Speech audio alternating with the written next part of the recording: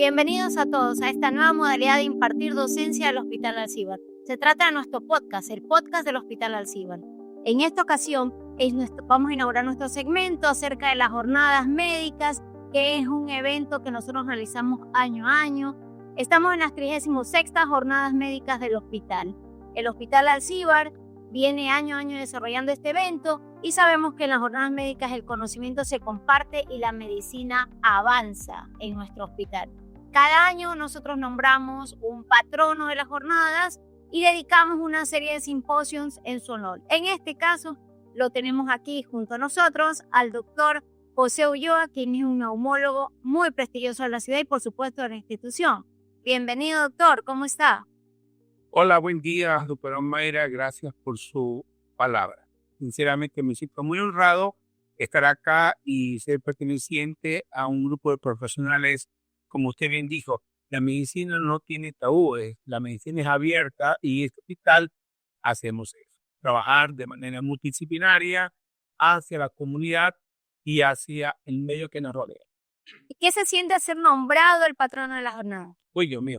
Ese es un honor. Sinceramente, yo estaba, cuando me llegaba un documento, y lo primero que hice fue tener una cita con Raúl Silva. Agradecer. ¿Pero por qué? Porque, bueno, no soy tan viejo. Y entonces él explicaba de que yo me siento muy agradecido con el hospital, no solo con Raúl, sino con la familia Alcíbar y todo el grupo de amigos que trabaja acá. Entonces, y digo, no, pero, o sea, me sentía un poco anodado y sorprendido. Ya después fui asimilando las palabras y de repente me di cuenta que uno en este hospital tiene mucha, digamos, regambre en diferentes posgrados, en cardio, de emergencia, intensivista, con diferentes colegas, con imagenología, y yo parezco hormiga y cucaracha metiéndome en todos los recorridos, pero ¿por qué? Para aprender del colega y a su vez yo puedo darle algo más. Eso no lo pude ver mucho en mi otro hospital que trabajaba. ¿Pero por qué?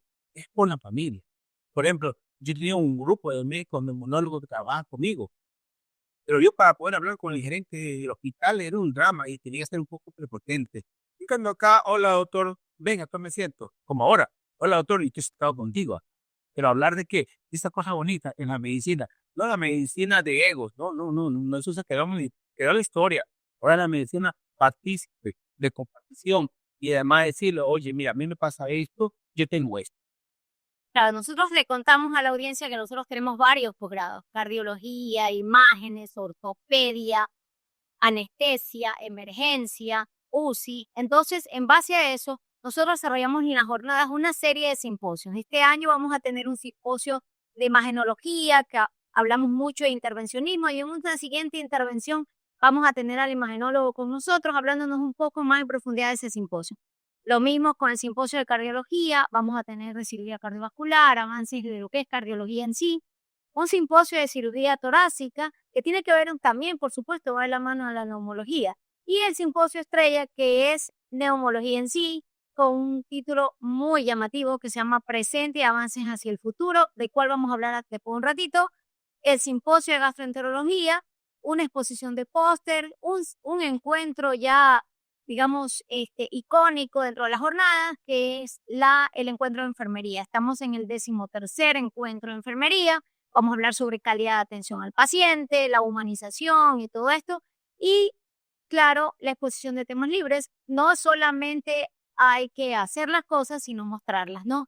Y además, justamente una de las fallas o una de las debilidades que tenemos nosotros los médicos es que no nos gusta escribir y presentar lo que hacemos. Bueno, acá incentivamos nosotros a nuestros residentes a que pongan sus trabajos, y eso lo dedicamos un día entero en la exposición de temas libres. Luego hacemos un concurso y, por supuesto, aquellos mejores trabajos irán a la publicación de nuestra revista Actas Médicas, el cual ya tiene toda una indexación completa. Y estamos invitándolos a todos los oyentes a publicar con nosotros sin costo, y bueno, va a servir para su rédito académico. Muy bien, doctor Ulloa, vamos a hablar un poco sobre su simposio. Cuéntenos un poco por qué aquí usted no solamente está solo en el simposio, tiene aquí a 2 doctoras más. Háblenos de la doctora, porque una de ellas es su hija. Sí, por ejemplo, hace unas pocas horas me hicieron una pregunta, ¿cuál fue el motivo que me hice médico del Hospital del Ciber? ¿Por qué me hice neumólogo? Y entonces yo le manifestaba que, eh, bueno, a los 8 años de edad ya quería ser médico, sin tener padres, nada médicos en la familia. Tenía clara, ¿no? La tenía clara, pero ¿por qué? Porque vi una imagen nada más, una baraja y un esqueleto. Fuimos creciendo y me topé con el mentor, el sensei que es César Bush. Ese es un amigo. Y en un momento me senté con Eduardo Alcíbar y con Bustos. Me decía Eduardo Alcíbar, tú eres el médico del pulmón derecho y tú eres el médico del pulmón izquierdo. Y hacemos también la actividad comunitaria. Fuimos creciendo y entonces eh, tenemos ahora 2 médicas en el mundo. Y también estoy agarrando un cirujano torácico de planta, firme, médico de campo, no médico de biblioteca. Y las médicas neumólogas son médicos de biblioteca, no, son médicos de campo, tienen una buena experticia. Entonces, y además, es el recambio. Entonces, yo no le decía a la doctora Ulloa, oye, le digo, tú sabes más que yo cuando llegué al país. Tienes más años de entrenamiento. Yo me entrené en 3, y se entrenó en 6. ¿Qué es lo que dice? ¿Qué es lo que hace todo médico en el mundo? Quiere perfeccionarse, perfeccionarse, perfeccionarse y está pidiendo, ¿y qué me aconseja? Bueno, después de la pandemia, ejercicio, segurito. Y las nuevas metodologías de estudios, por ejemplo, el manejo del ejercicio, el manejo de la vía aérea, el SAOS, la apnea del sueño, las enfermedades del SAOS, o sea, con las enfermedades cardiovasculares, con las enfermedades traumatológicas, con las enfermedades en los chicos. Ya.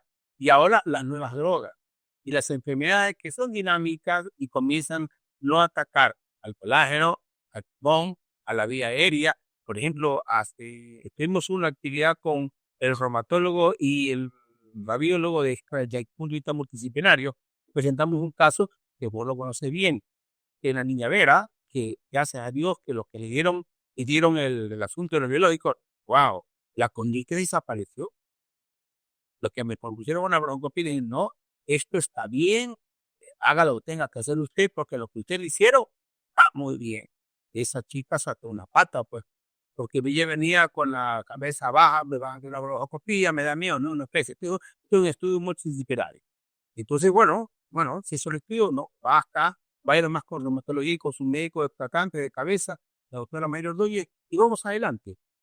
Pero yo no era su tratante, por si acaso, pero Bueno, la conocí. pero sí, sí la conocí, porque nosotros también tenemos nuestros eventos de staff, un poco hacernos publicidad y tenemos un staff todos los miércoles donde vemos casos clínicos porque los pacientes no deben de tratarse en forma, como yo digo, en forma de embudo. La medicina no debe ser un embudo, debe tener más bien un cono, ya donde yo veo y miro así, ¿no? Hacia los lados, ya, y veo todo. Entonces, en este caso, por ejemplo, que habla el doctor, es muy interesante la interacción multidisciplinaria entre los clínicos, como somos nosotros, el neumólogo, el cirujano torácico, el intensivista o también el radiólogo, etcétera, ¿verdad?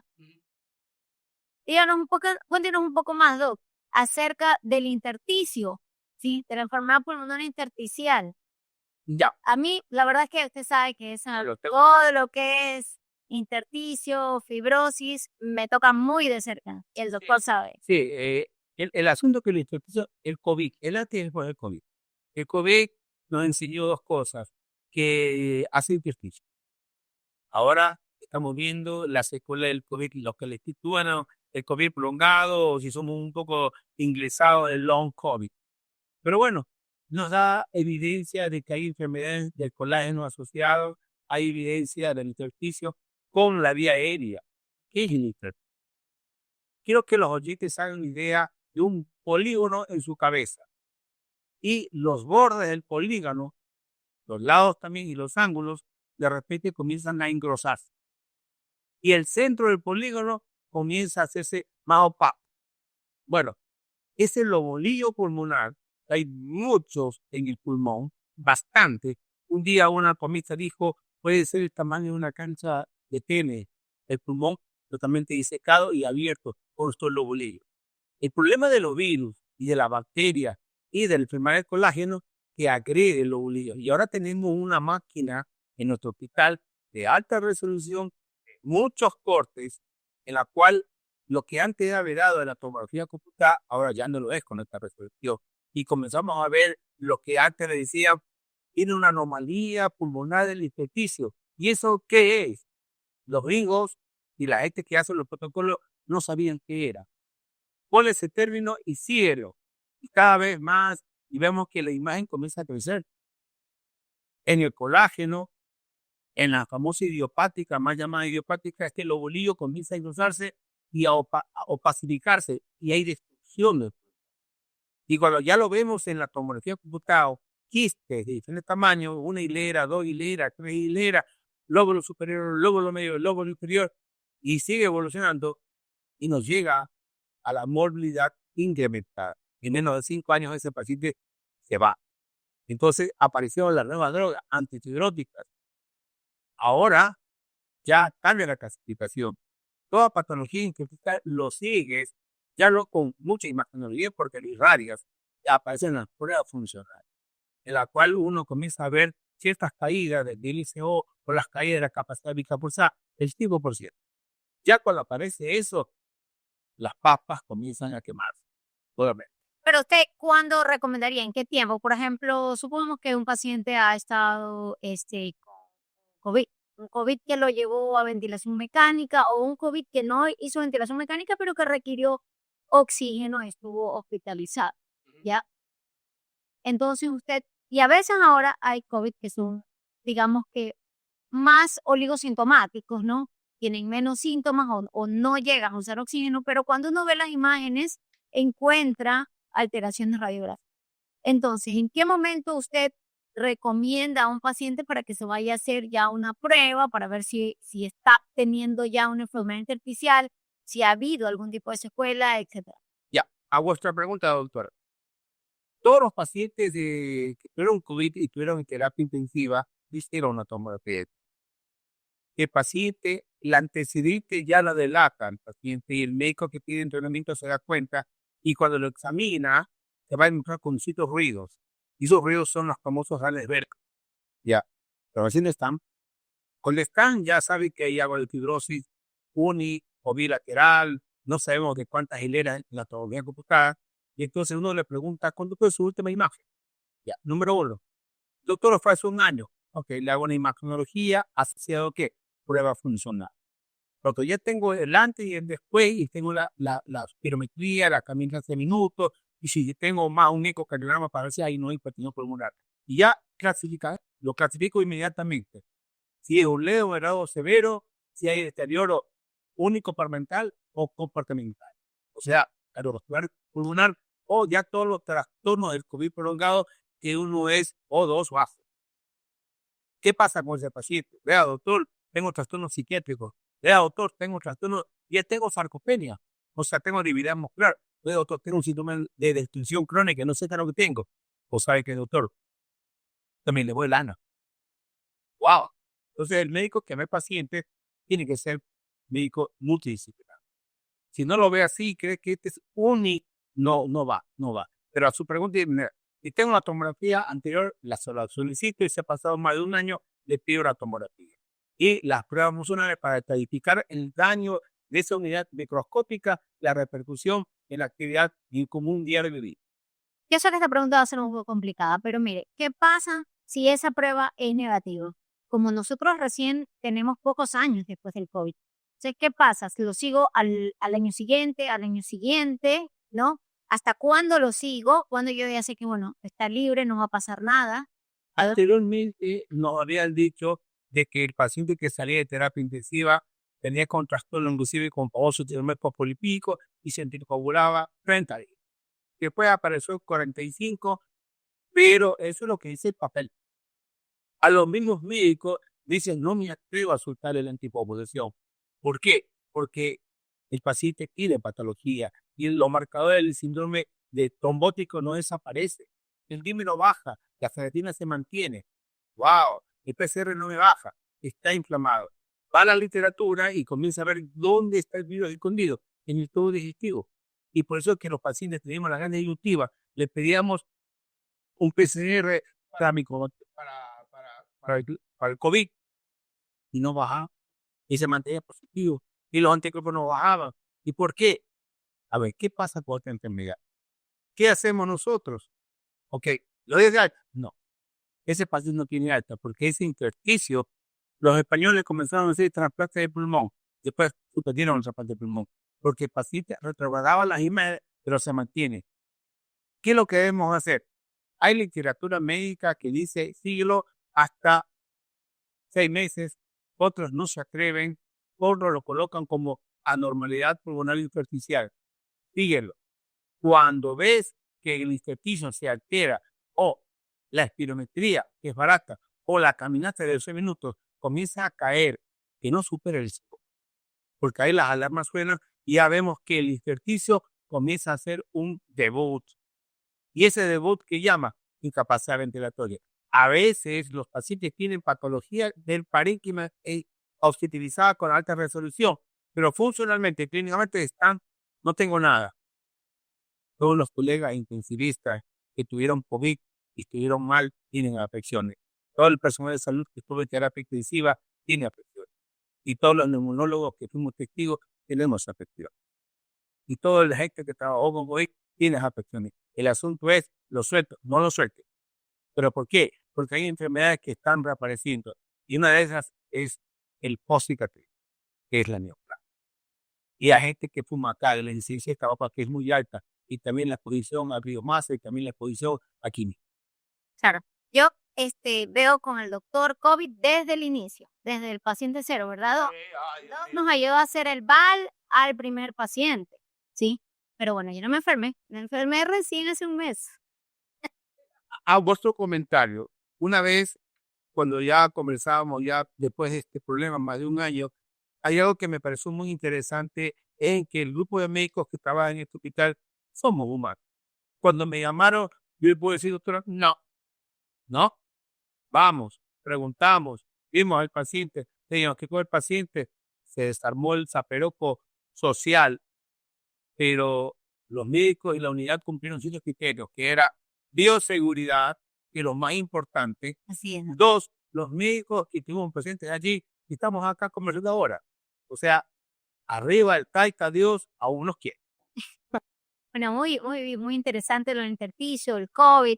Tenemos otros temas para discutir ahí. Por ejemplo, aquello de la multiresistencia de tuberculosis. Ahora que la tuberculosis está tanto en las noticias locales, pero hablemos un poco de multiresistencia. ¿Por qué ahora el virus, la tuberculosis se ha vuelto resistente, más resistente, digamos, porque ya había tuberculosis resistente, pero ahora es resistente a lo resistente? Ya, el problema es, tenemos, aún recuerdo en mi hospital que me formé, que era el Francisco Javier Muñiz, tenía un sistema carcelario y tuvieron un brote de poleresistencia. Después encontraron multidroga-resistencia y XDR en los pacientes, en los GDO que se llama. Ese paciente no es un irreverente. Y lamentablemente sigue siendo irreverente y ahora tenemos un problema acá en Guayaquil, Ecuador, con la penitenciaría. ¿Ya? Y cada vez vemos pacientes.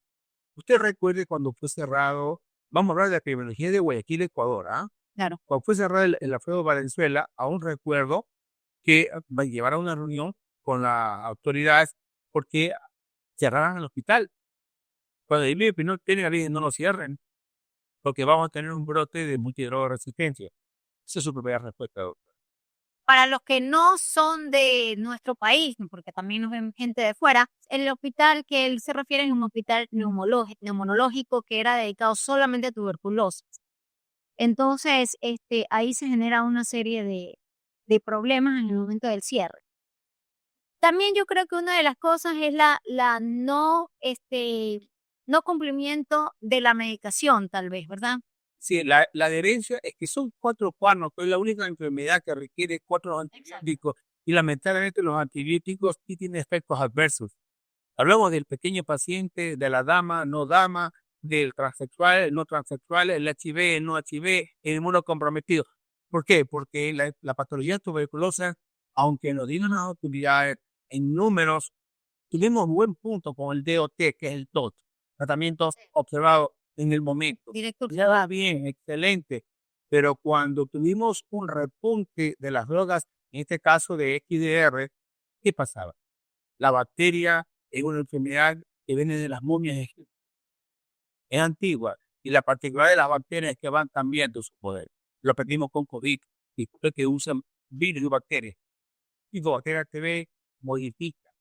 Hoy por hoy, hace 2 semanas se publicó, vamos a sacar dentro del plan de primera línea el ecambutol. Y metemos la moxifluxacina y la rifabutina. Y la hizo, ya, wow. ¿Pero por qué? A 4 meses y medio. Eso es el nuevo plan. La idea es tipos más cortos contra los bactericidas. La pregunta es, ¿lo podemos hacer acá? Bueno, ya lo hicieron los países testigos del trabajo, ya fue publicado. Acá, aún recuerdan en el 87 había tratamiento de 4 meses y medio y mi sitio de tratamiento era ISO, RIFA, tambutol, piracetamida. Y a la piracetamida le echaron unos cuantos misiles porque era hepatotóxica, pero fue bien, 4 meses y medio, pasó a 6. Después pusimos a 9 meses por la presencia de la poliresistencia a esta bacteria. Pero el gran culpable, tiene algunos culpables. Uno fue el HIV. Sinceramente, el HIV nos cambió las perspectivas porque es una enfermedad inmunocompetente en que la cual el paciente no entiende que debe tener un control sexual. Cultura. No hacen caso. Si los asmáticos que no quieren utilizar el inhalador, o si no sabe que no vaya al doctor Google, no vaya a la gotita a la farmacia a automedicarse. Esa es nuestra cultura. Los médicos necesitamos todavía es a participar de la comunidad y no haga eso. Y lo del diabético también. Entonces, es un factor multifactorial. Adherencia es el fracaso nuestro, no es que no podamos. Mire, por ejemplo, como GDO, hicieron semejante matanza, ¿y qué cree que un médico podía entrar allá? No podía. Los medicamentos no podían entrar. Y ese fue el factor importante. O sea, una prisión, un lugar de hacinamiento donde no hay normativa, el GDO, ¿qué es lo que hace? Espera morir. Bueno, ya hay cambios en este momento. Entonces, ¿qué debemos hacer? Adherencia. ¿Venderle al público que la enfermedad tiene corazón? Sí. Pero ahora hay cosas diferentes. Antes teníamos la baciloscopía y el cultivo. Ahora tenemos que el DNA. Entonces, ese DNA es bueno. Ya nos tiene horas. Claro. Y vamos adelante. Muy bien. Estamos llegando al fin de nuestro primer podcast del Hospital Alcíbar. Muy contentos de haberlo podido desarrollar y tener este invitado tan de lujo como es el doctor José Ulloa. Con usted le voy a hacer la última pregunta al doctor antes de cerrar y de invitarlos a participar en este evento. Es del 17 al 21 de noviembre del 2025. Es un evento híbrido, ya que tenemos participación presencial para el personal del hospital y para ciertos invitados especiales. Y el resto puede conectarse online, es completamente gratuito, tiene aval académico y, por supuesto, las jornadas médicas. Recuerda, nosotros estamos siempre con el conocimiento para compartir y con una medicina que avanza. Así es el Hospital Alcíbar. Denos un último mensaje, doctor Ulloa, acerca de las jornadas y su representación para el hospital y para la comunidad médica. Bueno, el primer mensaje es que estamos hablando de actualización, el antes y el después, las perspectivas actuales, qué va bien, qué no va bien, y más las directrices a pregrado y a posgrado. Número 1. Número 2. La actividad del Hospital del Ciber tiene una historia. Esa historia se llama educación médica continuada y cada año se mantiene. ¿Qué quiere decir? Que hay un gran porcentaje de comunidad en la cual está, ya aparece, ya cuando es el congreso, cuando es la actividad, y que están atentos. Aún recuerdo cuando hicimos un simposio acá en el hospital, me dijeron, oye, tienes 800 visitantes.